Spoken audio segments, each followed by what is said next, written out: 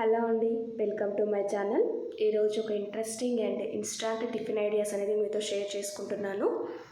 జనరల్గా అందరూ కూడా ఇన్స్టాంట్ టిఫిన్స్ అనేది ఎక్కువ ప్రిఫర్ చేస్తున్నారు.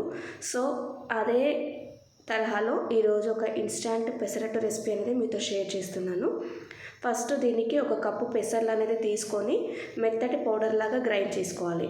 ఇలా గ్రైండ్ చేసుకున్న పౌడర్లో 2 స్పూన్లు బియ్యపిండి యాడ్ చేసుకొని మనం పెసరట్టుకి ఇలా ఏ విధంగా అయితే బ్యాటర్ ప్రిపేర్ చేసుకుంటామో అలానే వాటర్ వేసుకుంటూ సింగిల్ డైరెక్షన్లో కలుపుకోవాలి. ఇలా కలిపినటువంటి పిండిని మినిమం 2 గంటలు లేదా టైం లేని వాళ్ళు గంట సేపు అయినా పక్కన పెట్టేసుకోవాలి.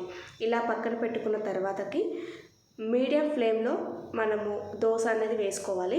ఇలా పెసరట్టు వేసుకున్న తర్వాతకి దానిపైన ఉన్నటువంటి తడి అంతా ఆరిపోయిన తర్వాత మీరు నెయ్యితో కానీ నూనెతో కానీ సర్వ్ చేసుకోవచ్చు. ఇక్కడైతే నేను నెయ్యి వాడుతున్నాను, మీరు కావాలి అనుకుంటే నూనె కూడా రీప్లేస్ చేసుకోవచ్చు. ఇలా మనకి వన్ సైడ్ అనేది మనకి ఇలా బ్రౌన్ కలర్ వస్తున్న టైంలో ఆ పెసరట్టుని సెకండ్ సైడ్కి టర్న్ చేసుకోవాలి. సెకండ్ సైడ్ కూడా మనం టర్న్ చేసుకున్న తర్వాత ఒక్కసారి కలర్ చూడండి. మనకు రెగ్యులర్గా చేసుకున్నటువంటి పెసరట్టు ఏ కలర్ అయితే వస్తుందో అదే కలర్లో మనకి ఉంటుంది. నెక్స్ట్ టేస్ట్ కూడా మనకి అలానే ఉంటుంది. కాబట్టి మీరు ఖచ్చితంగా ఒకసారి ఇలా ఇన్స్టాంట్ పెసరట్టు అనేది ట్రై చేయండి. ఇలా కాల్చుకున్న తర్వాతకి మీరు మీకు ఇష్టమైన ఫేవరెట్ చట్నీతో మీరు సర్వ్ చేసుకోవచ్చు. ఇక్కడ నేను పల్లీ చట్నీతో సర్వ్ చేశాను. టేస్ట్ మాత్రం చాలా బాగా వచ్చిందండి.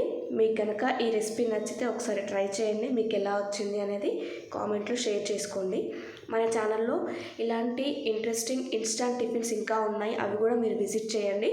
మీకు నచ్చితే మన ఛానల్ని సబ్స్క్రైబ్ చేసుకొని పక్కనే ఉన్న బెల్ ఐకాన్ని క్లిక్ చేయండి. అలానే ఇలాంటి రెసిపీ నచ్చింది అనుకుంటే ఒక లైక్ ఇవ్వడం మాత్రం మర్చిపోకండి.